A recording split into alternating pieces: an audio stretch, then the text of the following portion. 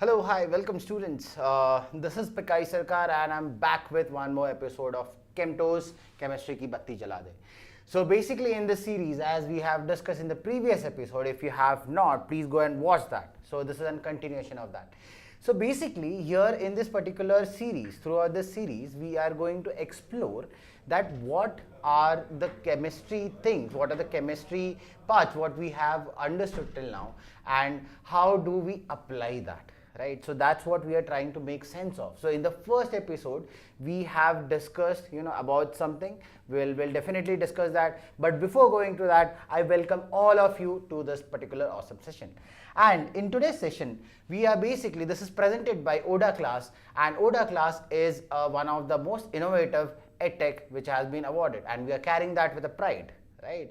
And in this whole series, series is presented from our ODA classes, and in this particular series we'll go into a journey wherein we are explaining everything, right? You are getting an understanding that how do we teach, right? Now let's move ahead. So here I want to quickly introduce about our booster course. So we have particularly made this particular course to cater all of you to understand that what are the things what we follow, right? What are the important key points? How do we take it up? What is our take on that? So here you have 6 features. So we are introducing this particular booster course for 1 week. And in this whole 1 week, you will get 3 maths and 3 science lectures, right?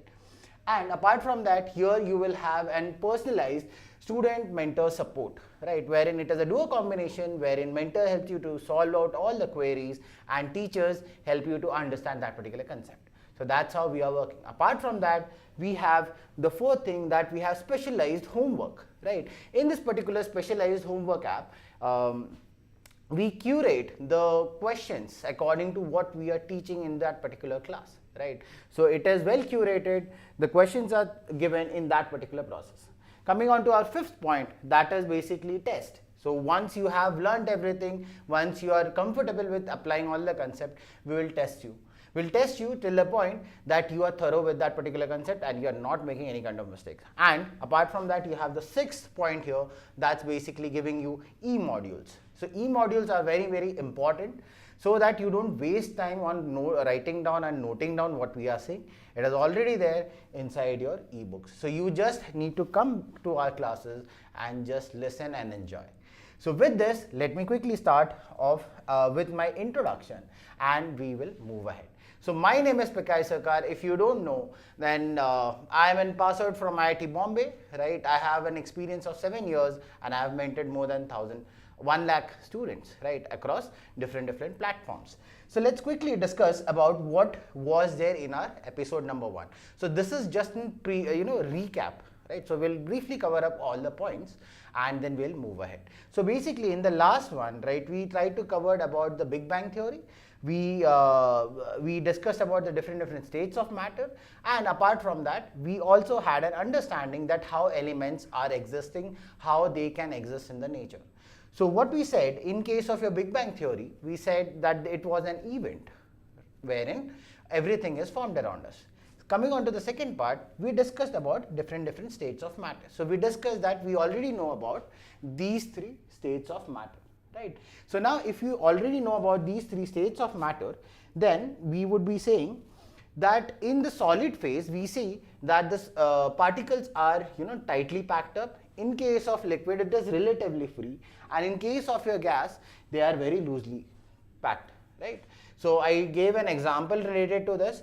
Please go ahead and watch that example so that you understand how do you basically differentiate between these states of matter. But apart from these 3, we also discussed about 2 more. So one, we got the state as your plasma state, wherein in this plasma state, we are obtaining this from your gaseous state by superheating it. Right? If you superheat your gaseous state, then you will be ending up or landing up onto your plasma state, right? So this was one of the discussion which we did, right? We also said that what are the characteristics of the plasma state. Please do go ahead and watch that. So again, the 5th state of matter which we discussed is basically BEC, that is your Bose-Einstein condensed state. B here is basically Bose and E is your Einstein. So this was your 5th state of matter which we are obtaining by supercooling. right? So if you go ahead and supercool your gaseous phase, right, under low pressure and low temperature, you will be obtaining Bose-Einstein condensed state, right? So these are the states of matter which we discussed in the last class. Apart from that, we also discussed that there are atoms which combine together and to form different compounds, right? We also discussed briefly about what are the different types of compounds which they form. But the point which I want you guys right now in this episode to focus on is that atoms are the building blocks of matter. Now in this whole episode, we will be concentrating on what are the different types of models we had. We'll have a crackdown on the atoms, right? So we'll discuss its history. We'll discuss what are the different model it has, and right now what is the current model we are following and what are the subatomic particles present inside that. So let's quickly understand them one by one. Now here if you see, so the first one, right, the initial part of our history when we started discussing about atoms, the first model was given by Joseph John Thomson. That is basically your J.J. Thomson, right? I'll call him as Thomson Baba, right, because he gave an establishment or a foundation to think us upon. So we started around late 1800s. We started wondering and we started doing experiments, right? And in those experiments, there was one thing which is called as CRT, that is cathode ray tube.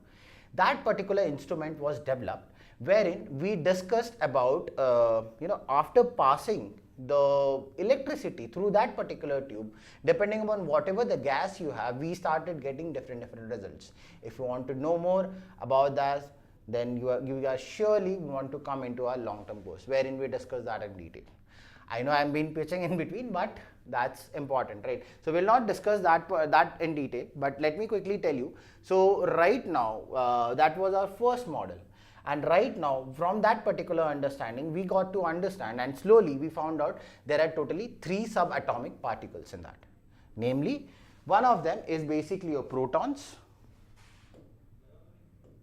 So let me quickly take it. So the first one is basically your protons.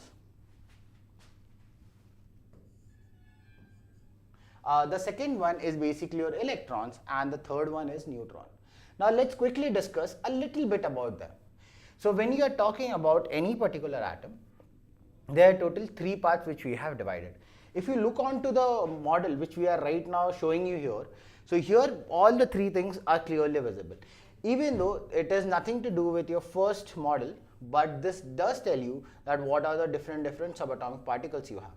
The first one, if you see, so the one which is moving with yellow, right? So that one is basically your electrons. Generally, electrons are negatively charged, right? They are very small. They don't have any mass associated with it. The mass also, if it is there, that is very much negligible compared to the other 2 subatomic particles, that is your proton and neutron. Now, in case of your electron, you can see them, they are moving around the center part, right? In the center, you can see that you have something in orange and something in green, right? We'll discuss about that, but right now you need to focus on the electrons which are moving around it. So these electrons which are moving around it are basically responsible for all the type of combination, right? Whatever the elements, whatever the substance you are looking at macro level. Macro level means at our level. So if I look onto, so if I see a chair, if I look onto a tree, right? If I look onto laptop, if I look onto pen, right? Everything, whatever you are seeing, the compound or the substance, whatever is formed, is because of combination of these electrons with other atoms or other nucleus of the atoms. So here, let me quickly introduce nucleus. So nucleus is the central part of it. And in the central part, you can see there are 2 things, right? One is green and one is orange. So here, for the representation purpose, let's call all the particles which are green in here are basically protons, and all the orange part, whatever you are seeing here, that will be basically your neutrons, right? So I have zoomed in.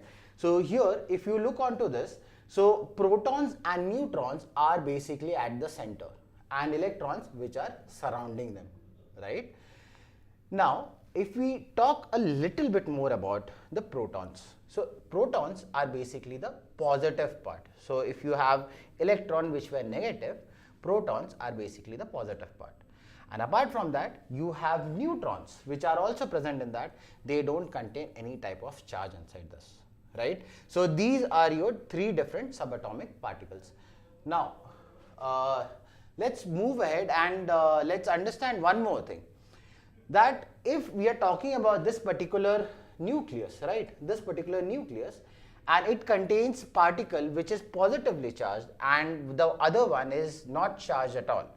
So that means the whole thing, this whole nucleus becomes positively charged.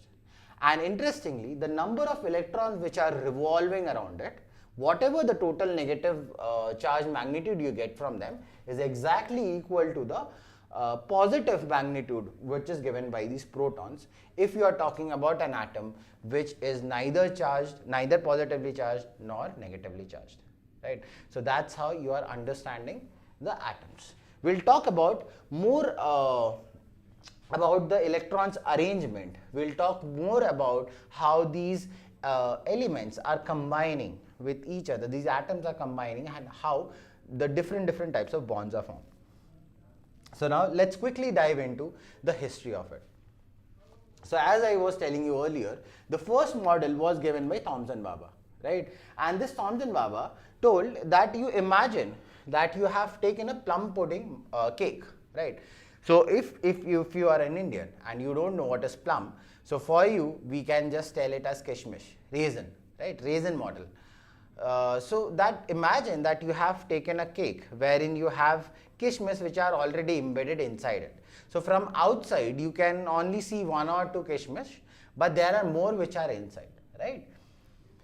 Now in that, what he said is the one where the yellow part, whatever you are looking at, or the crust part, that whole thing is your positively charged.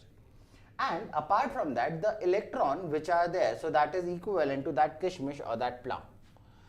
So that's how he gave this particular model, or this particular model was popularized with the name of plum pudding model. Or there was one more name given to that, that is your watermelon model, right? So watermelon model or plum pudding model is basically referring to your first model of the atom. Now this atom, if you look on closely, so J.J. Thomson also discovered electrons.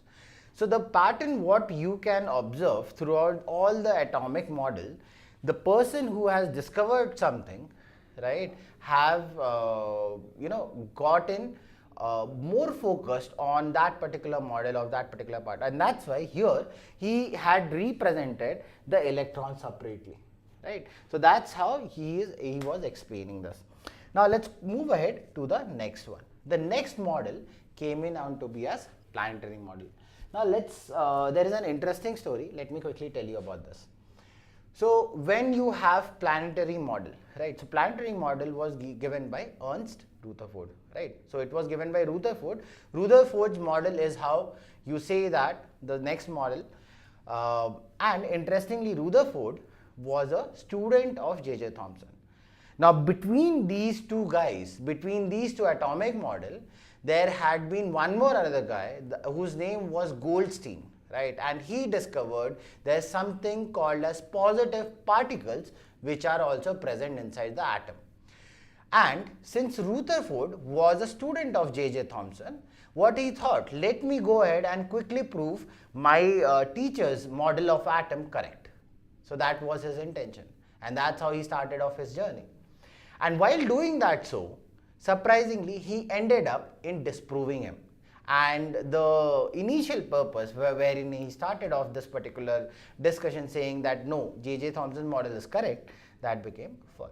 And where the one whom he was trying to neglect, that particular model even got more validated, and actually he incorporated that particular thing in this particular model of atom. Now here what he said is basically you imagine that you have solar system. Okay, so there's one more interesting story. Let me quickly add that up also. So as we all know that he did an experiment called as alpha particle scattering experiment, right?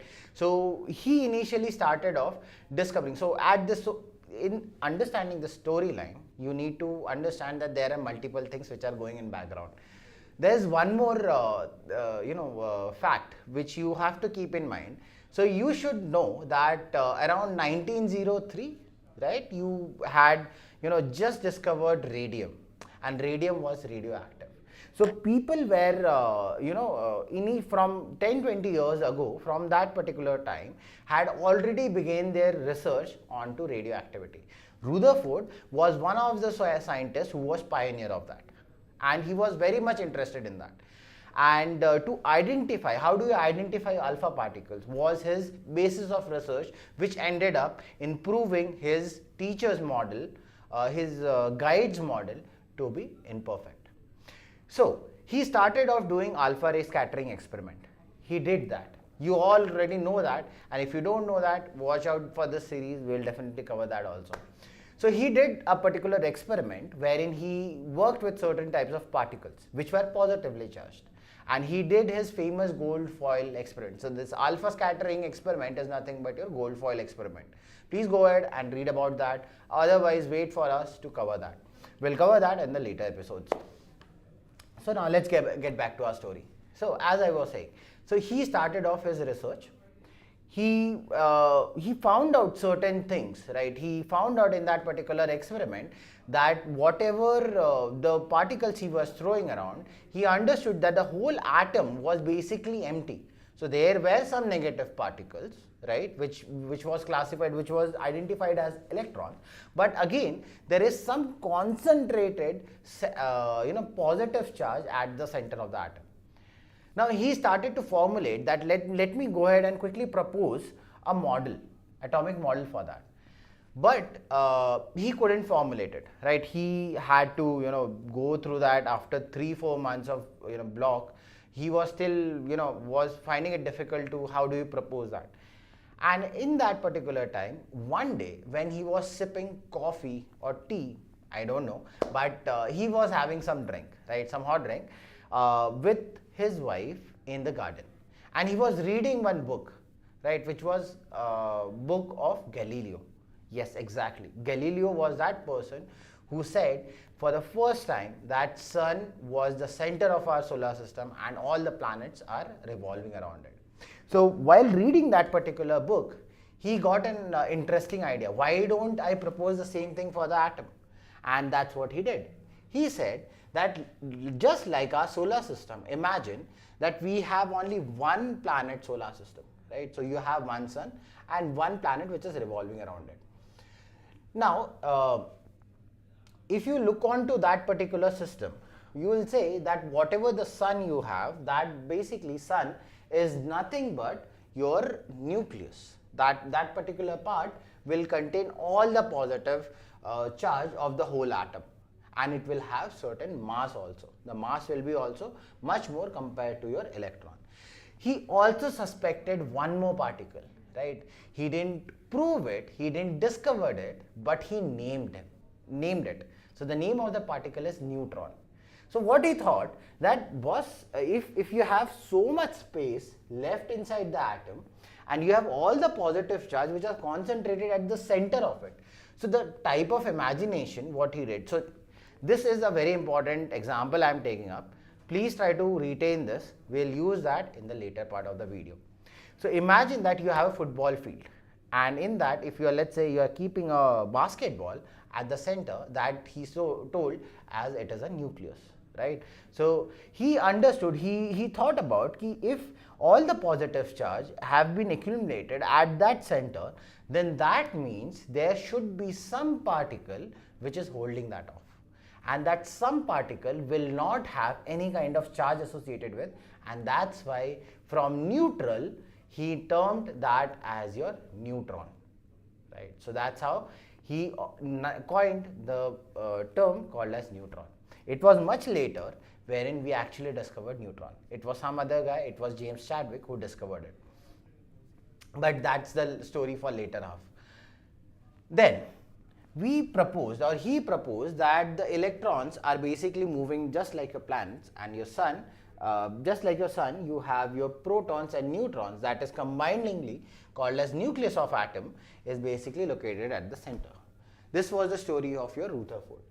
But after this, right, we progressed. right? We progressed and we started understanding the atoms better, and there were many theories which came up. Right now we started understanding subatomic particles. So a new branch came in, which is called as quantum mechanics. Right, so quantum, when we say, is basically those particles which we cannot see by our naked eye, and mechanics is basically how they function, how do they behave. That's your quantum mechanics. That was the whole part of physics which developed from that particular time.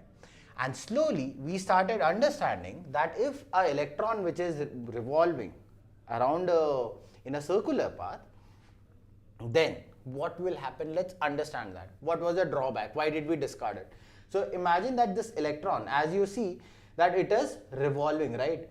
And for rotation, for any object to rotate, we always consider its velocity. Velocity, if you guys know, it is a vector quantity which contains two things, magnitude and direction. So if the direction is changing, we say the vector is changing. That means that velocity is changing. And if there is any change in velocity from one particular point to another point, there is a change in direction, right? And if there is a change in direction, there will be a change in velocity. If there is a change in velocity, then what do we say is basically it will possess some kind of energy associated with that, right? Because if velocity is changing over time, that is basically your acceleration, and if you have acceleration, then you will have some force. And if there is some force acting on it, then there will be some kind of energy loss or energy gain or some kind of energy change in that. Where is that particular energy coming from? He couldn't explain. The electron which is revolving around is having the continuously change in direction, and to compensate that, it will be using its own stored energy, which is basically called as potential energy. So it would be using that, and slowly, if let's say we still believe that Rutherford model is correct, then it should slowly go ahead and collapse inside that. And that was the reason we went on for a new theory, right? This is one of the most well-known theory which you might have heard about, that is Bohr's model. So Bohr's model was, a bit ahead, right? Here he wanted to incorporate the quantum mechanic part, but again when he was proposing this, it was relatively quite new.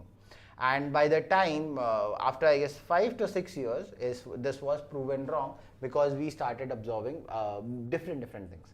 So here what he said, that all the electrons which are basically moving, they are in circular orbit, but here right now they are moving only into the specific orbits, right? It cannot move at any random distance. It will be moving at a particular discrete energy level.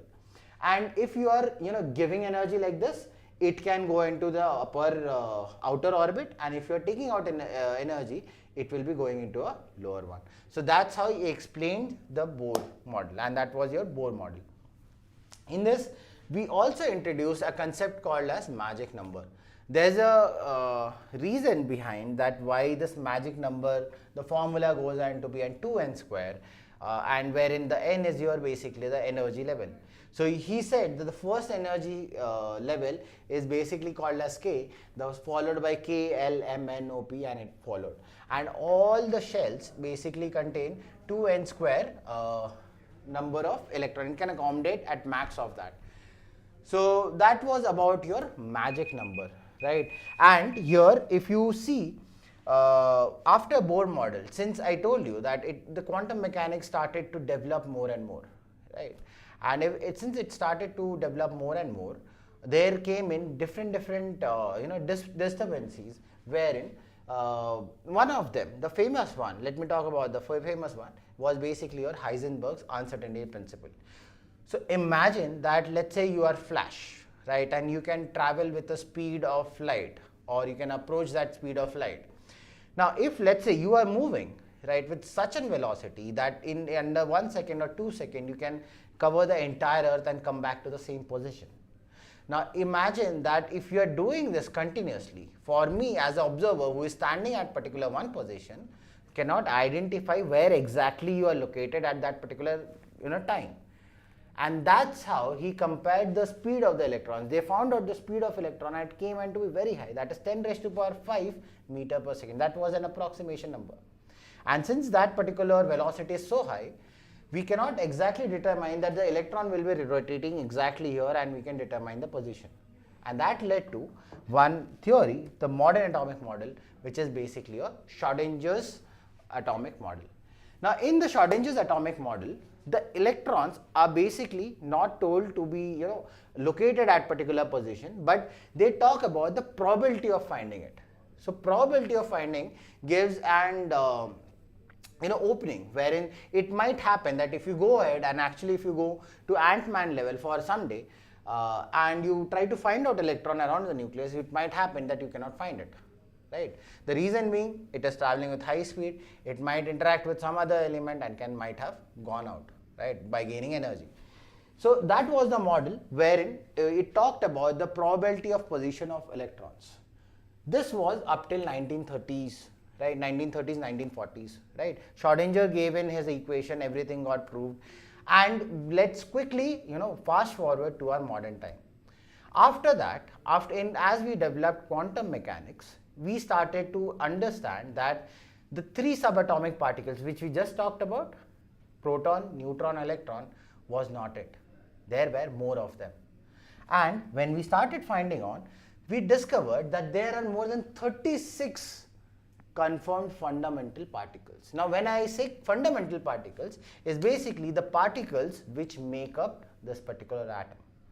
Now this atom, whatever what we are experiencing right now, is basically combination of small, even more smaller particles. Now here let me quickly give you a preview that how do you understand these things. So we said that the subatomic particle is basically divided into two further division. One is basically called as elementary particles and the second one is basically called as composite particle. Now let's quickly try to understand that how do you differentiate between fundamental particles and elementary particles and composite particles. In case of your elementary ones, let me quickly take some names. So gluon, bosons, these are some of the names of your fundamental particle which are basically constituting proton, neutron and electron, right? For protons and neutrons, if you have to understand what are the, even if you want to divide it, what are the particles in that? So here we have already mentioned that. So you see that you have an atom, right? You have electrons which are surrounding it. Then the electron, if you talk about the nucleus, if you zoom into that, so you will have two things in that. We have already discussed this, that you have protons and then you have neutrons. And if you zoom in further, so we say that one particular proton is basically full introduction of the quantum mechanics wherein we study about how these particles interact with each other and we talk about the stability of that particular nucleus, right? So these were the particles. Now let's try to understand that in today's term, how would actually the atom look like, right? So we started off our journey with plum pudding cake and we are ending up onto this type of model, wherein if you look onto closely, this is how it would look like. You're seeing this rings which are around it, these are your fast moving electrons. Now if you move on closer to this, you see this blue part, the inside core part, that is basically your nucleus. And there is some particle which is basically called as gluon. Now, do you remember that while discussing Rutherford, we told you that protons and neutrons are compositely packed inside a nucleus, which is very small. And I also gave you an example wherein it showed, we could imagine that if the whole football field, if that was your area of your atom, then that basketball was basically your nucleus, right? Now the question which arises to every one of us, how can that be stable? Now let's quickly understand how it is stable. Now here, if you look onto this particular diagram closely, so we have again mentioned the nucleus, gluon and electron. So I want you guys to focus on this particular gluon particle because these particles are emitted out of the protons and neutrons which are present in the nucleus. So, and one more interesting fact, if by this time you guys still believe that the nucleus is stable, it is not. It is continuously moving, right? So, and it is continuously firing up this particular fundamental particle that is called as gluon. So as the name suggests, it helps to glue all the protons and neutrons inside that particular nucleus, right? So gluon are basically emitted and then absorbed, emitted and then absorbed. How would you feel? How would you visualize that? That's the important point. So how do you visualize that? You visualize that by imagining that you have one particular small gun, right, and it is continuously firing up. So the recoil, whatever you observe for that particular gun, that recoil is basically how your nucleus is continuously moving. So it is continuously firing that one particular gluon, then again absorbing it, firing it up and absorbing it. So that's what this particular diagram is trying to represent you, and in fact the previous one also. So here also, if you see, the blue part, this blue region is basically filled up with gluons, and after that, outside of that, you have your electrons. So that's how complex is actually atom is. We are still on to a discovery of learning more and more about atoms. Till that time, this is what we have discovered, and I hope that it is clear to you. Now this brings us to the end of the session, and here again I just wanted you guys to remember that we are starting off the booster course, and it is soon starting in the next week. So I hope to see you guys there to have some interesting conversation about this atom, and I hope that you really like this episode, and if you do, like, subscribe and share, right? So hope to see you. This is Pikai Sarkar signing off. Thank you so much. Bye bye.